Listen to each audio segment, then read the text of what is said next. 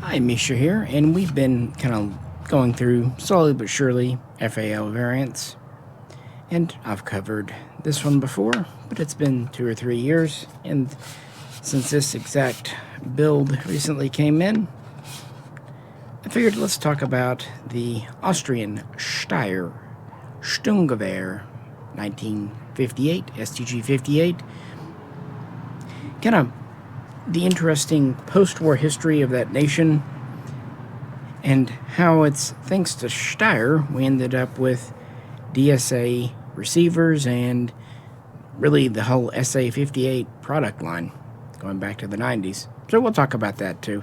This will be a pretty direct and straightforward video, really because Austria never exported the STG.58, at least not until the part kits came over here.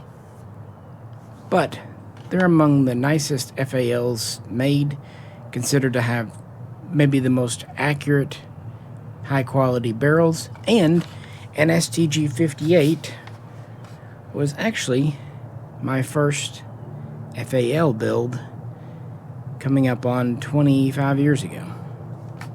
So let's just dive on in and go back to World War II and kind of answer the question of why Austria wasn't really lumped in with, say, Germany and whatnot. You know, kind of like how Finland didn't exactly get the hammer brought down on them, and how they remained independent. And of course, as always, if you could, please do like, share, and subscribe. And also, please be sure to check out some of the other FAO videos on this channel. If you'd like to help support us, check out Patreon as well. As the war was drawing to an end, the question of what to do afterwards had been on everyone's mind, really since Moscow talks in 1943, Yalta, and all that. What to do, what to do. Austria, interesting position. Were they an occupied nation? Were they a victim? Or were they a collaborator? After all, they had been part of the Third Reich since before hostilities were even declared in 1939. The Anschluss, the annexation of Austria happened in 1938. But how much of a choice, how willing were they? That's the question. For example, Czechoslovakia ended up under the Nazi sway, but obviously they were an occupied nation. Well, hard to say. They did make guns. Here's a Steyr-made K98. They also made MP40s, even some MP44s. They even were kind of related to VIS 35 production, but I digress. In 1945, the Soviets crossed into Austrian territory late March, April. The Allies would come in, first the Americans, later the French and British, about a month later. So, what to do? It had been decided to basically count Austria as a occupied nation, unwilling. But with that said, with the occupation not their decision, after that happened, they did admit that they gave aid and comfort to the enemy. Basically, yeah, there were collaborators, and this would have to be dealt with. There would have to be a reckoning as such. Therefore, Austria was an occupied nation. It was not allowed to have armed forces. It was basically cut up into 4 chunks, just as Germany had been, with the Soviets taking the east, no surprise there, and France taking part of the west, British in the south, Americans in the north, kind of forming the Allied Western Bloc. And again, the capital, Vienna, was split in basically neutral territory. And it looks like for a time there could be like an West Austria going towards the capitalists and an East Austria going towards the communists. Why didn't that happen? And why am I holding a Kar 98 aside from the fact that it is a Steyr-made gun? So Germany became quite a hot topic, a flashpoint. the Berlin airlift in 1947. You also have other nations that are divided, like Korea, which sparked a war in 1950. North Korea, South Korea. What to do about Austria? Believe it or not, it's really kind of the communists that aren't as so insistent that Austria get split up or go towards the communists, even though they were the initial ones to put troops on the soil. Rather, they decided, you know, we're going to use this as leverage for something else. And then old Stalin dies in 1953, and policies change. Time moves on. The elections in Austria favor the right side of things, but I'm not going to get too much into it here. They're still an occupied nation. But by 1955, the Allies essentially agree to leave Austria. Austria is going to be independent, and their government, the elections have gone more or less Western favoring, certainly not strong communist. And they will be allowed to reestablish armed forces. But there will be limitations.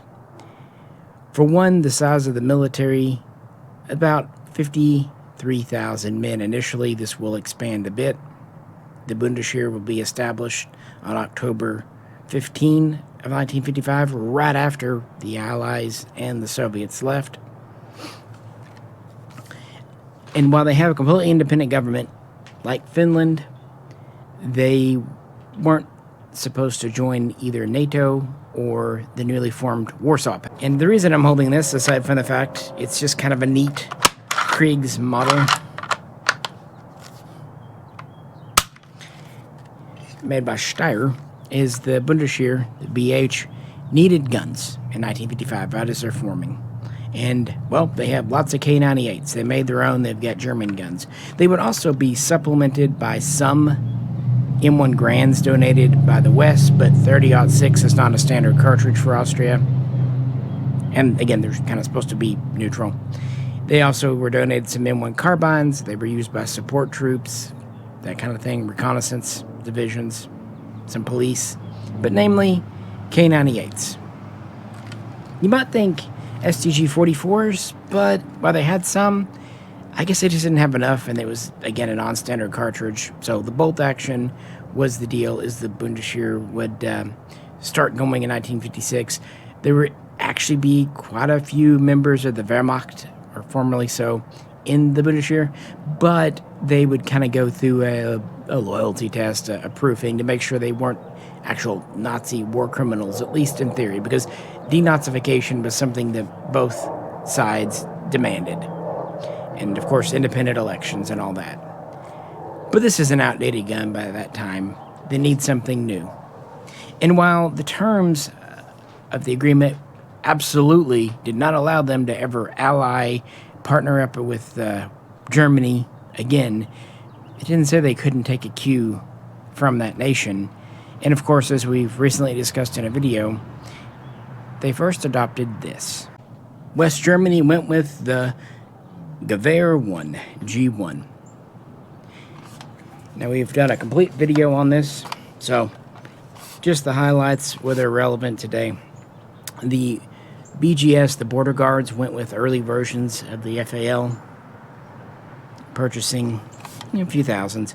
And then in 56, the Bundeswehr, which itself was just allowed in 1955 and was rearming, purchased 100,000 of these from FN Herstal in Belgium. But they wanted some changes, some updates. Most importantly, going forward, something that virtually every other nation would go to, the short sights. A 3mm shorter rear, still adjustable 200 to 600 meters, and a closed ear front sight block, sight base. That just seemed like something that everyone went to.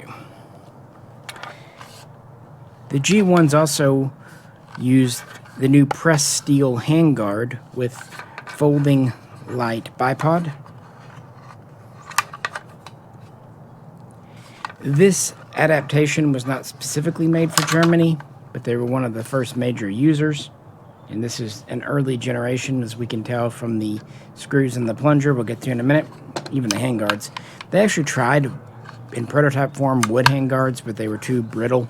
Well, the West Germans used the same 21-inch barrel, and while the BGS guns either had Type A or Type B styling, they went to a QD flash hider system with a lug.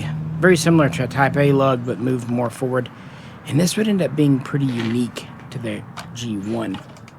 Otherwise, originally Type B, later Type C stocks, wood carry handles, metal charging handles, vertical takedown latches. Early ones would have had wood pistol grips, soon going to polymer. I just put a wood on this because I thought so. Thought it was neat. And this is on a DS Arms receiver, Type 1.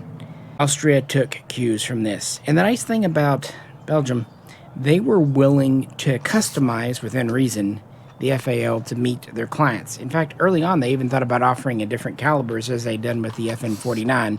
But as it would turn out, 7.62 NATO becoming the standard would be what they would stick with.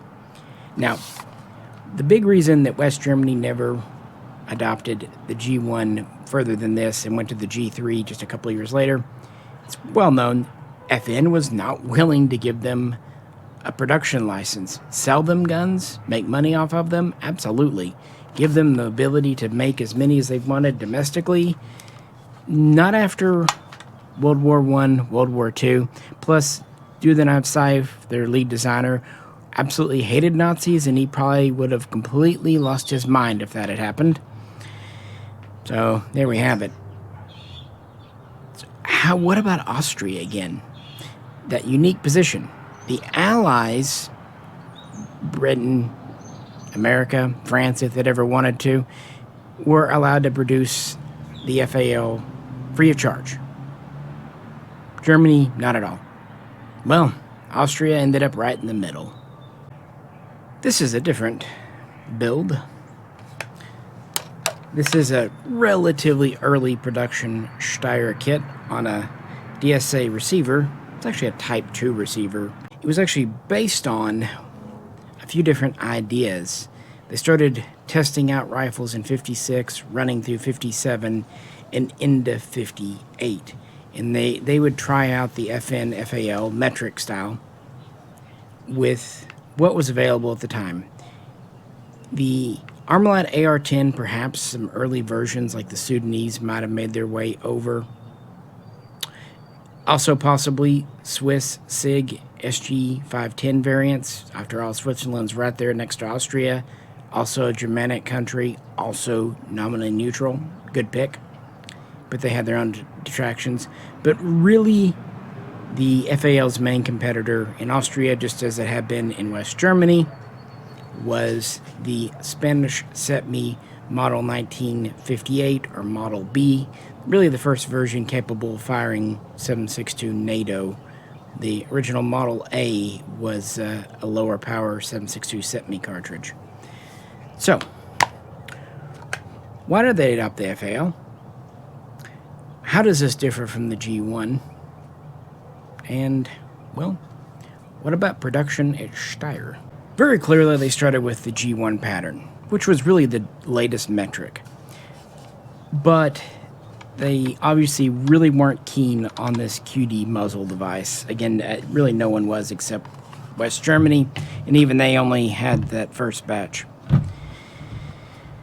Now, the earliest guns, the Type A's, had the muzzle bare with a lug. Then we go to the Type B's. This is my Cuban model.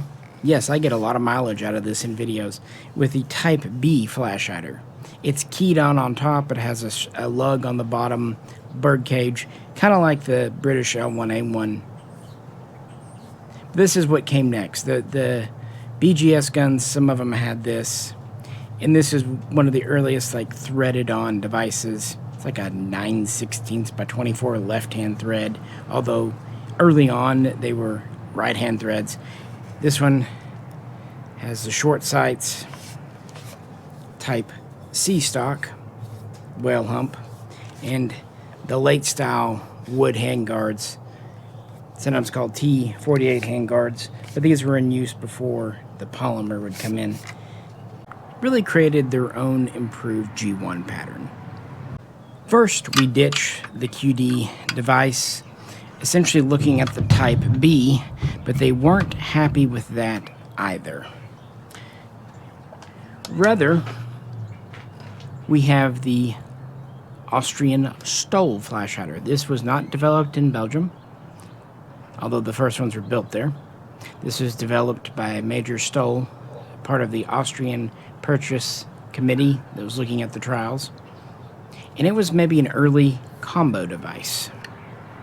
It was threaded on, standard threads. I've actually got a loose one over here. These are very inexpensive. It can mount a 22mm grenade, hence the spring. It does work as a 4-prong flash hider. And it can be used as a wire cutter. It's even internally threaded to take a blank fire device. There's really only one thing it doesn't do that the later, shorter combo device does. Here's a Type C bayonet. Because they're both 22mm, it does go on,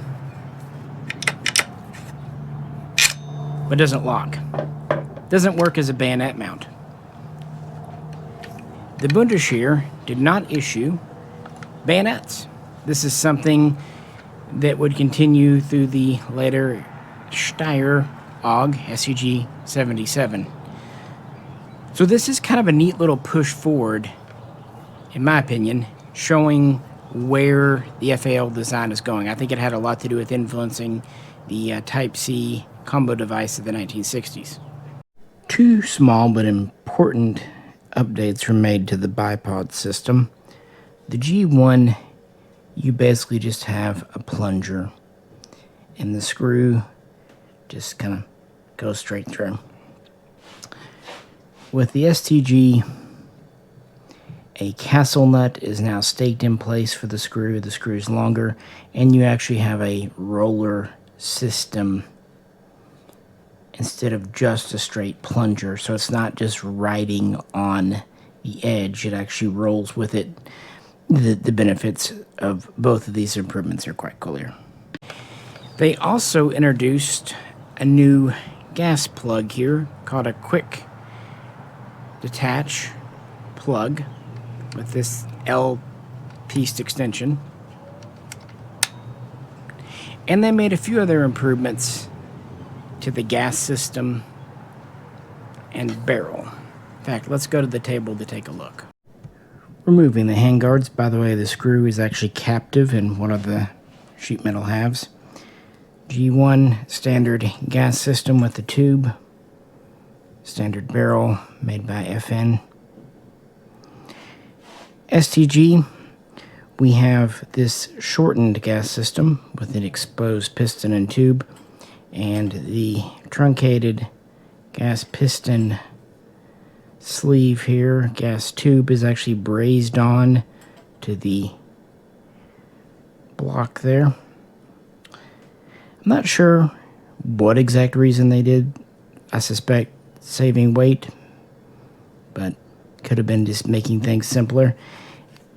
And the barrel is actually a very slightly different profile too.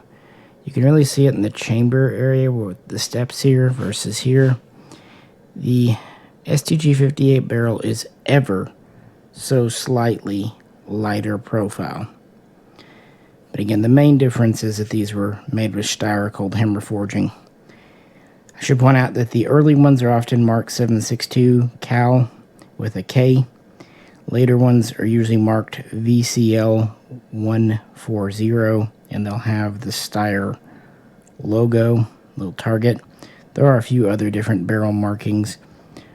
On an Austrian gun, the serialized parts would be barrel, receiver, lower trigger frame, bolt, and bolt carrier. Other small parts will either be unmarked or have a Steyr proof house marking. Honestly, originally, the rest of the gun rearwards looked like this. Metal handle.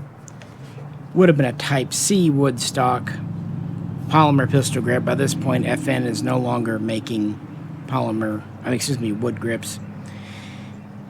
Short sights, vertical takedown, all that good stuff. Well, it seems like from the very get-go, the FAL was going to win the trials. So, to no one's surprise, it was adopted in 1958 as the Sturmgewehr 58, STG.58, and from the get-go, licensed production was planned for Steyr. Again, because of Austria's position as being neutral and also considered to be at least partially a victim, FN Herstal did not object to them having production in-house. But there were a few terms, namely, they would produce enough for their own military needs, but they would not export, so on and so forth. And they did have to pay. They didn't get a free ride. They weren't the allies that helped liberate Belgium. So terms were pretty favorable, though, because, you know, they kind of want Austria adjacent to NATO, even if it's not joining, and adopting what was almost a standard NATO rifle, and the standard NATO cartridge helped. Now this one here has the unique polymer Steyr buttstock with rubber recoil pad. It's a straight comb. It also has kind of a blued finish. The first 20,000 were just straight up built in Belgium. They would have come with wood stocks. And there is a transitional thing where you have a wood stock with the rubber recoil pad that's pretty cool. But when the stocks started being made in Belgium, Austria, they would go to this hollow synthetic plastic polymer. It was cheaper to make, better in the cold, and saved quite a bit of weight. And honestly proved to be very durable. Pretty standard controls. Polymer carry handle. I don't believe they ever had wood. I think the early ones did have metal charging handles, but very soon they would go to polymer too. Steyr would ever so slightly change the way they made the stamped metal handguards. They also had the cold hammer forged barrels made at Steyr. So there would be some minor production changes, and there was definitely a transitional period. 58, 59, you've got Belgian guns. In 59, Steyr starts doing assembly using Belgian parts, and then starting to make more and more parts domestically. And this transition period seems to last till 61, 62, with more and more Austrian parts coming into the design. And I don't know exactly how many are in this transitional group, but I've seen, like in the first 20,000 were Belgian serials. I've seen anywhere from serial number like 21,000 through 50, 60,000, maybe even into the 60s up to 70,000, but probably not. So let's say 30 to 40,000 could have been built with a mix of parts. That's why I said with this one having a serial in the 77,000s, it's all Steyr parts, but early on. So it has some kind of the earlier features like the more glossy finish, trigger guard, all that. But over time, production would shift slightly. Again, originally they would have all been Type 1 receivers. This one's on a Type 2 just because it's a neat receiver. But Steyr would introduce this style around serial number 145,000, which means it would actually be more appropriate on this gun. Back where we started, this one has a serial right over 140,000. So definitely all Steyr parts. By this point, they have more of a matte phosphate finish. I've also seen claims of a paint over phosphate, but I've never seen those myself. Keep in mind, too, that sometimes phosphating can also look like bluing, being so dark and shiny, because a lot of it has to do with the underlying treatment of the metal. Nice condition kit, though, all matching. And Steyr would keep making guns into the 1970s. And they would introduce a chrome-lined chamber relatively late in production, around maybe serial number 150,000. Again, just guesstimation, guys. But never a full chrome line bore. Worth pointing out there. That's probably the biggest improvement they made. They also kept making magazines. They were always just the 20 rounders. And these pretty cool 2-cell pebble grain leather pouches with kind of open sides. I think that's just for, easy grasping in the cold and what have you. Makes sense. For what it's worth, the STG.58, because of some of the updates, was actually slightly heavier than other FALs at about 10 pounds. So not bad. Also, sometimes folks would use the bipod as a de facto foregrip. Not exactly meant for that, but trust me, these metal handguards can really heat up on rapid fire. And while I'm sure in the military they mostly had their soldiers doing just single shot, these were 3-position guns originally, again, semi-automatic upper, but they did not have just a single shot only version like, say, the L1A1 SLR. They were all select fire. Here's an up close of the selector markings. Again, semi-automatic upper, so this is just a cosmetic lower. That's perfectly fine the way FALs are done, but Steyr did not do a block like, say, Israel and a few other nations. The way you do. And again, standard low profile rear sight. Standard controls. And I've never seen an Austrian pistol grip with the notch inside to store a cleaning kit. Of course, it makes sense. This was meant to be more of a defensive gun, and European climate, not too worried about overheating, such as it is. The end of STG.58 production and the beginning of DS Arms production, Dave Savaggio. So they adopted the Steyr AUG, the STG.77 in 1978, and already by 79, 80, they start to go into the field. But this new bullpup is going to take a while. In fact, they were still turning out the last STG.58s as late as 1981. But there was really only this one model, this one version. They never made a semi-auto. They never made an export version. Aside from the small improvements and changes to simplify machining, like going to the non-scallop trigger guard, there are a few differences back here. Little things that only really nerding out clonists would care about. How many did they make? Over 170,000, under 175,000. Serials seem to be 172, 173, somewhere in that range. The early ones were all on Type 1 receivers. Later in production, like I said, Type 2s would appear. There are conflicting reports if some of the very, very last ones, like 168, 170,000 up, might have been on Type 3 receivers, like that last run in 1980 might have been Type 3. That's heavily debated. I just wanted to throw that out there. By the way, the slings used on these originally were actually modified Car 98 slings. Later, based on that same pattern, they would make STG.58 slings.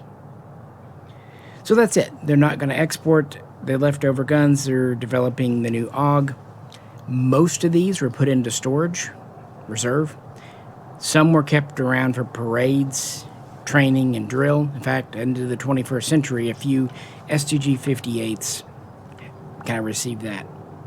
But then in the 90s, post-Cold War, they decide to sell off military surplus hardware and gear, and that included their small arms. Some of the earliest parts kits and builds we got on the market in the 90s were inch pattern, L1A1, namely Australian and British. Unfortunately, Canadians are pretty rare. And then we had quite a few South American builds and parts kits.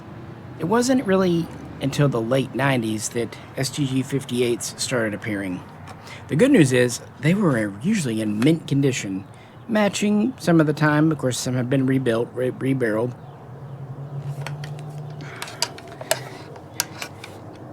And despite the few variations, because these were only used by the Bundesheer and not sold off to a third party like, say, Turkey with the G1s, you really could do something. And this was just a great standard metric gun.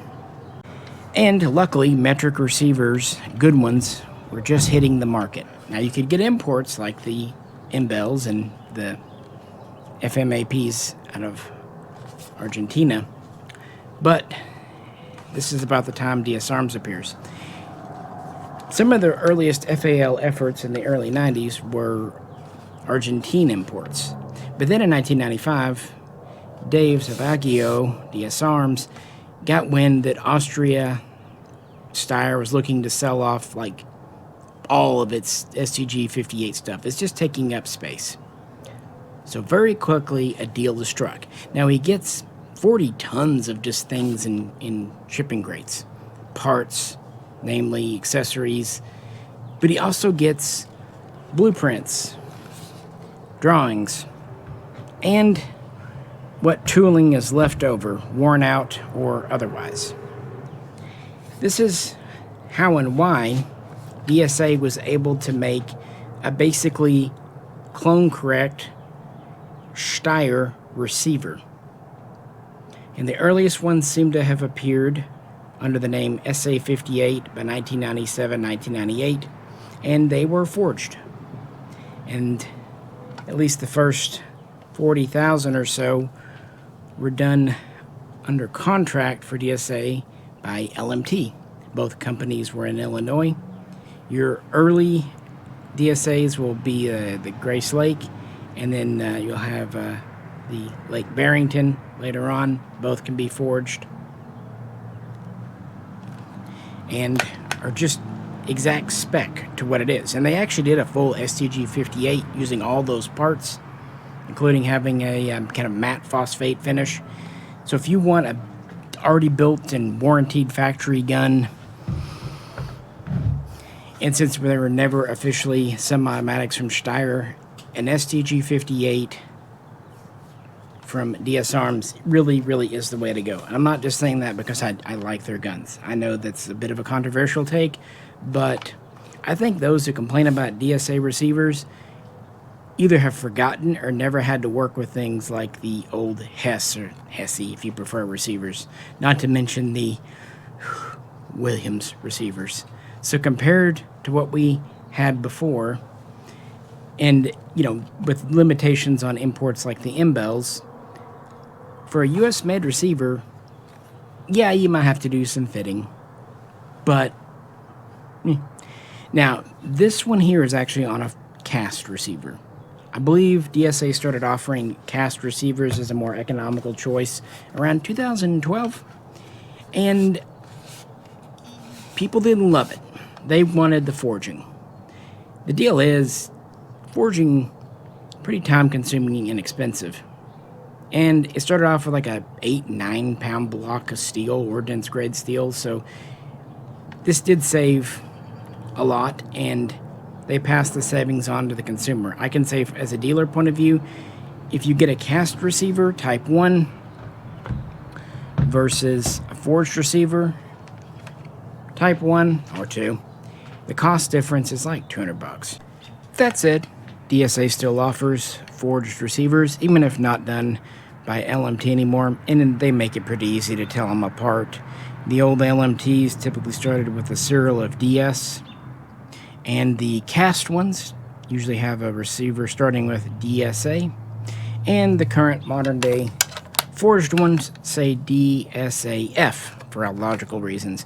Now, I say most because they do have some special edition ones, like for the G1 and the Israeli and the L1A1, that are different. So once you get into those, you'll have to check it.